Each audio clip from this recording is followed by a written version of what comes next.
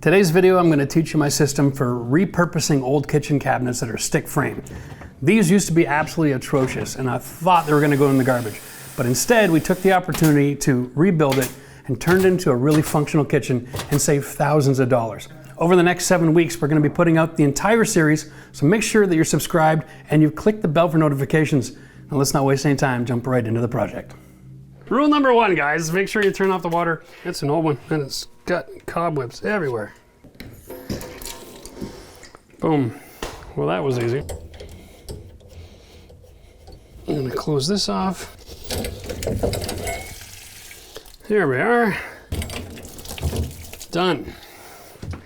This is the easiest way with copper. Let's just straighten it out and pull it through from the other side. Oh, awesome. There's a frame over there that's probably picking up. This is going to be a lot easier than I thought.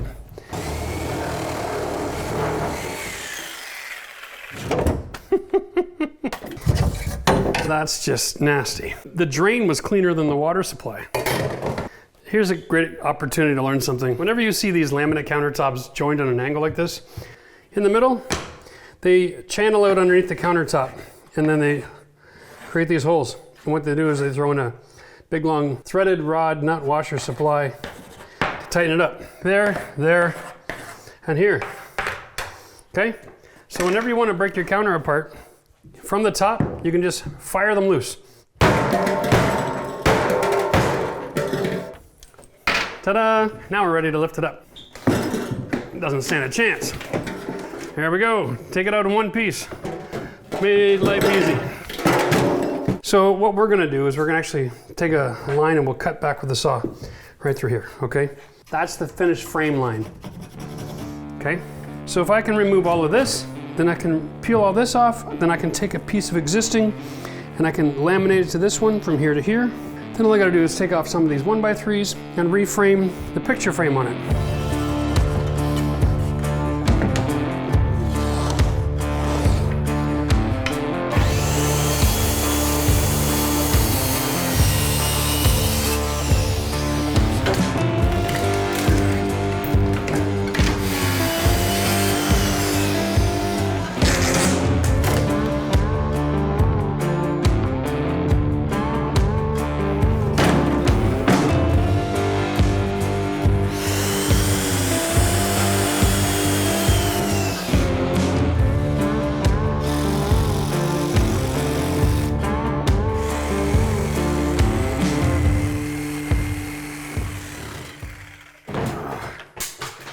Okay.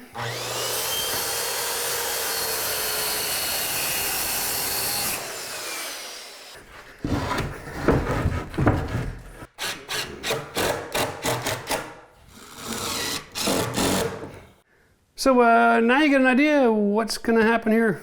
I'm just going to finish framing that out. A couple pieces of lumber, boom, paint job, new counters, cut in a sink, backsplash tile, piece of cake. What we're going to do is, of course, nothing is the same size, nothing is square, nothing is level. I'm going to use my laser level on my stand with the magnet. I'm going to drop a line. I'm going to cut the front of this cabinet so it's exactly square to the wall. And then we're going to drop laser lines to finish off the edges to make sure both of those are square to the wall. Because when you're using large format tile, having a square surface to start with is the key to success, right? So we're going to just drop those lines, get that cutting done. And then we're going to talk about what we have to do to prep this counter, because I've got a couple of things to do with this counter before I can do the rest of the refinishing. I'm going to get rid of one of these shelves. We're going to reframe. The back of this cabinet is destroyed and open, so I'm going to take out the plumbing. I'm going to put in a new back of that cabinet, and we're going to reinstate one of these shelves again. So it's important I teach all the time on this channel. Know the end from the beginning. Here is the trim that I'm using for my countertop, okay? It's a Schluter product. You can tell by the shape. All right, and it's going to sit right about here. And you can see from end to end, look at the bow. This is because this is old, all right? And the front of this cabinet was supported by a 1x3 that doesn't transfer load anywhere. So over the last, I don't know, 60 years, every time someone sits on this or puts weight on it, it just starts bowing. We're going to address that in our rebuild. But I do have 1/2 inch of thickness here. 5/8. So I have 5/8, which is good. All right. So now I know that I'm gonna have this plus this thickness, which is 3/4 plus 5/8. Okay? Now, we have doors that are going on the front. If my countertop sticks out 5/8 past the door, then it has a nice normal look. If I trimmed any of this off, I might end up too flush and it's gonna look stupid. So what I'm gonna do now I know the end from the beginning, so I'm gonna measure from the wall the actual dimension here, which is 24.5. Okay, I'm gonna take that number, translate that over here. Okay, and I'm gonna measure, because this has finished wood, I'm an inch plus my 5/8. So if I take off 3/8, I'm not going to be thick enough. Everything's twisted. Wow, this is going to be just a little hairy. I'm going to go back to here. Got to make sure I've got a consistent gap along all the doors, because that'll be the most visible part of this. If it's not square, you've got to consider what's going to draw attention. Okay? So if the face of this is consistent gapping, it'll look fine. But if one side is deeper or narrower than the other, then the lines draw shadows and you can see that it's not square. So I'm just going to take a little bit of edge off here and bring that across to here.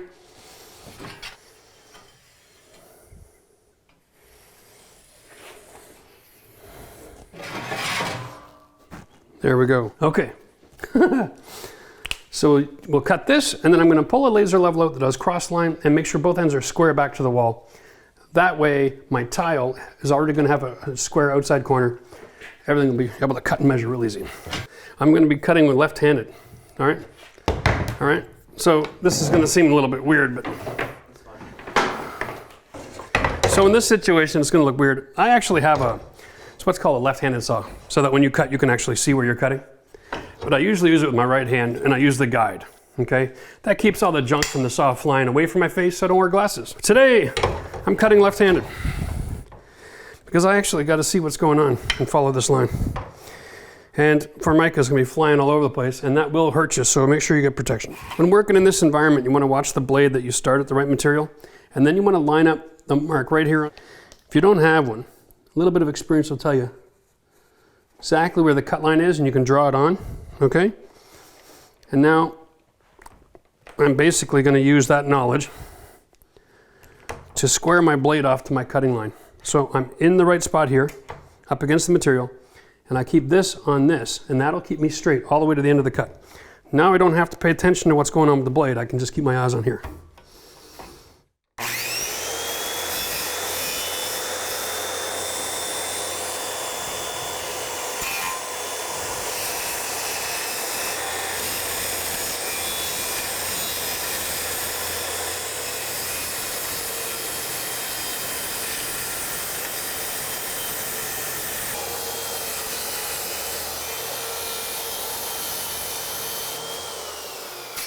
Now I need my cross-line laser here. Select that.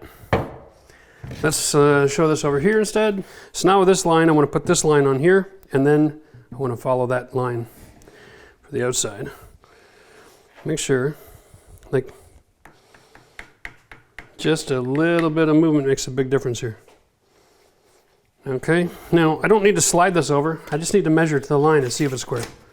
1 1/4. Boy, that is really close. So what will happen is if I go right to this corner here, okay, and then I've got to make an adjustment to line this up first. Boy, that is so close it's not even funny.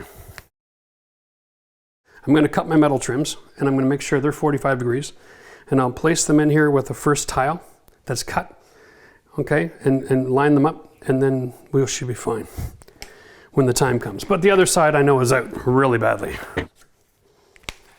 And I'm going to draw a line. You can see, if I don't do that, I'm going to have a hell of a time when it comes time to putting the tile in. Now I've got to go freehand here. This is going to be a pain in the ass. I'm going to use my finger just underneath the guard, okay, right here, just as a guide against the wall, okay, so that I can help to keep this in place, otherwise it'll fly around too much.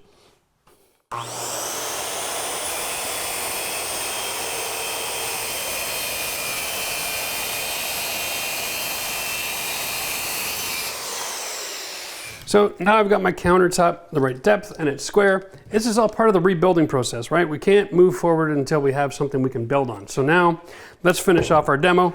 I've got to pull the trim off here, get rid of that extra shelf. That'll only take a second. Give it a little love tap.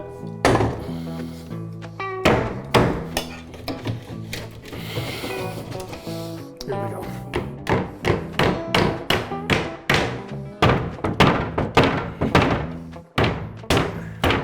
It's basically all put together with finishing nails, so there's not a lot to it.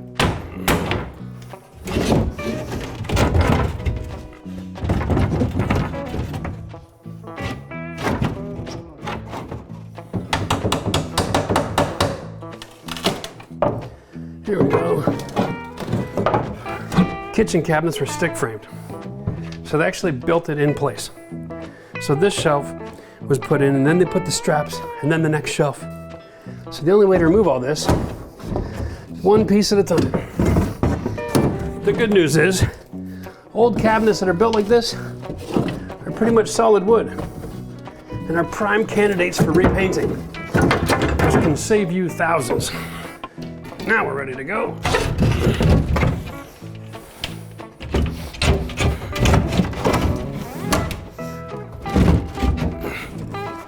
I mean, if it got in there, it should be able to come out. Holy cow. What's the math on this puzzle I'm missing?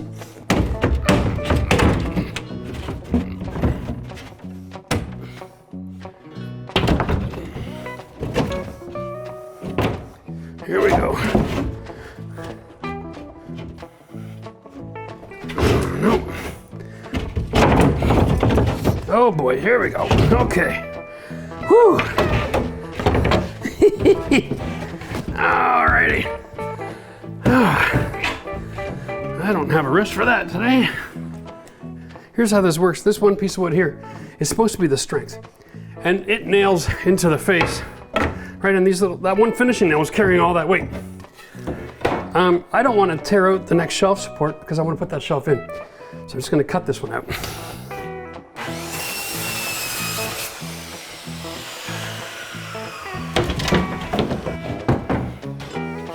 That's a lot easier. Now this is all potentially really good wood, so I'm just going to take the nails out and save it for another day. First, let's get this reinstated.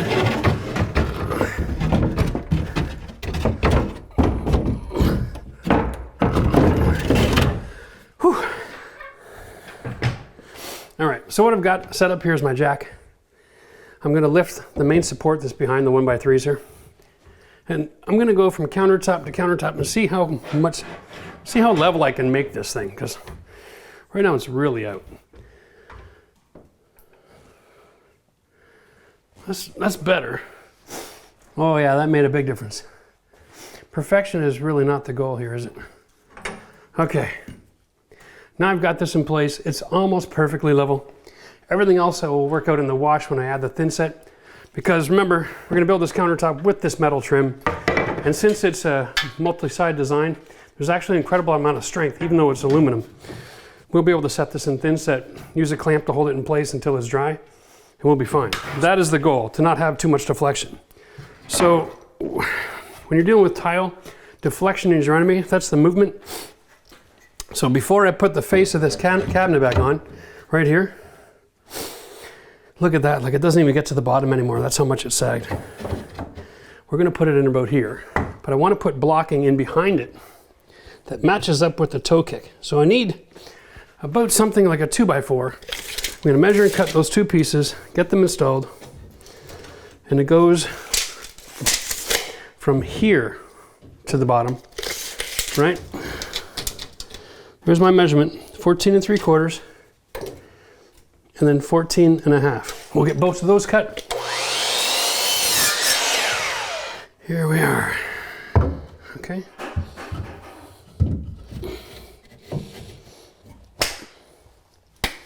Where the hell did they all come from, eh?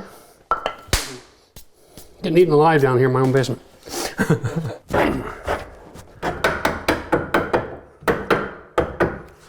Now I want it to hold all the weight and be somewhat aesthetically pleasing at the same time. Okay, good. There we go. Let's see if we're transferring load here now. Wow, that's amazing. Okay, now the decorative facade is going to be nailed together just for the purpose of carrying the hinges for the doors.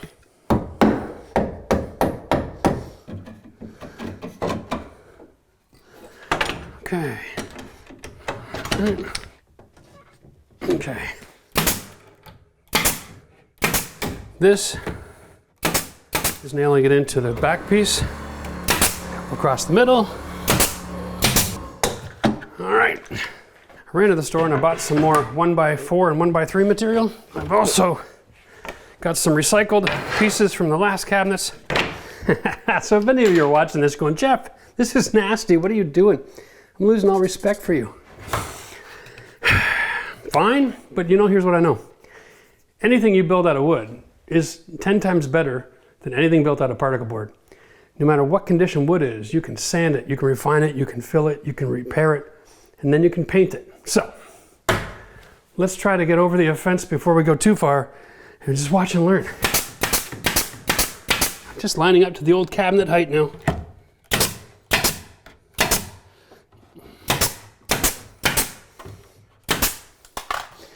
Here we are. Let's keep it from twisting. We'll nail the other side of the 2x2 behind it. All right. All right, I'm almost done, and so far it's cost me $6 for 2 pieces of pine. Just saying. Like, you can buy brand new cabinets and new countertops, or you can just do this. We make a lot of different kinds of videos on this channel. We've done tile videos, we've done deck videos, and not every video is for every person. Just like there are going to be some people watching this going, nah, this isn't my thing. I'll buy new, thanks. I'm like, great. If you can buy new, go right ahead. But I know there are a lot of people out there who don't have that luxury. Not with the way everything in the market's going. So, this is for everybody who needs to reclaim, to be empowered to do it. Got you, little critter. Tape measure at the end, it moves according. One direction, goes the other direction, the same thickness of this piece of metal. So when it's pushed, that's for measuring inside in dimension. When it's lifted, it's for measuring the outside. And you can put it in and then bend the tape and kind of guesstimate. Or you can just check the side here, and it tells you how many inches wide your tape is. And then you can just go like this. Take the measurement, add 3, that's 20, 25/8.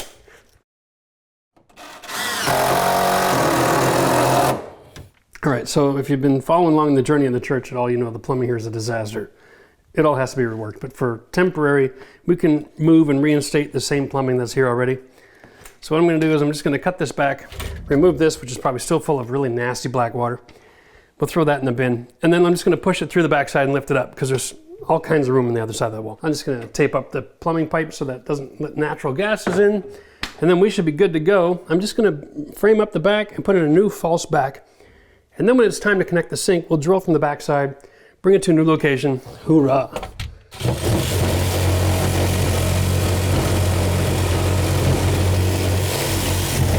All right, that's close enough. Whoop. Got a drip. Straight to the bin for you. All right. That was nasty. That was the problem there. Whew, nasty. Now we're screwing through plywood here, which holds the screw pretty good. I'm just gonna set this up and then drive it through in a minute. Okay. I don't need shelving. There's no benefit to being a shelf in here. If you see something like this lying around, at least do that, all right? That almost cost me a bad trip to the hospital. All right, let's do this. Here's my board. Just to know, you know, it's a thin piece of HDF. White on one side, yay. 22.5. This cost me, I think, like 10 bucks. I mean, it shouldn't be this expensive, but everything's crazy price right now, right? That doesn't mean you can't find things that are affordable. 22.5 on the top here. And then 31 was the height, right? I'm gonna use my skill saw to cut this, and I wanna cut the white down because the skill saw blade cuts towards you, and it'll leave a nice clean cut that way.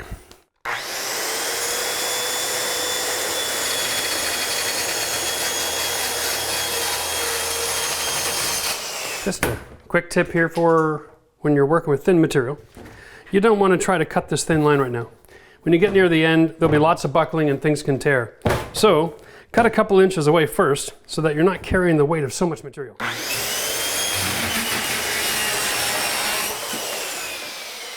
Yeah. Now we can make our cut.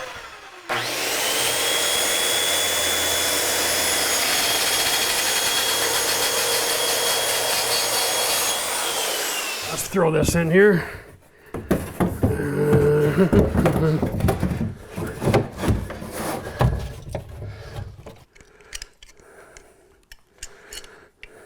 Okay, so crown staples. Here we are. These are great for thin material. You'll find that in new home construction, finished carpenters use crown staples all the time on casings and baseboards when they're really thin. Really popular in the 1990s, 2000s. Now that trim is getting bulkier, they're going to brad nails, but back in the day, this was the finished carpenter nail of choice. It leaves a perfect dent that can be filled with any kind of nail filler.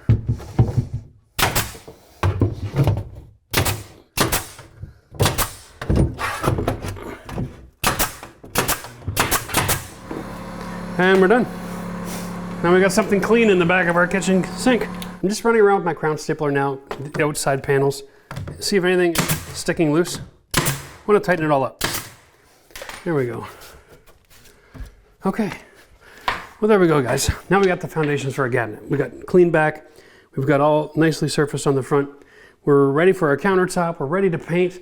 But those are 2 other videos. So make sure you subscribe to the channel. Hit the bell for notifications. You don't want to miss the series. And if you know friends that are in a situation where they can't afford a new kitchen and they've got old stick frame cabinets, consider sharing the series with them. Hit the share button underneath the video, all right? This can save them an absolute fortune. We've got this entire thing repurposed and ready to go. It cost me less than 30 bucks. Cheers, till next time.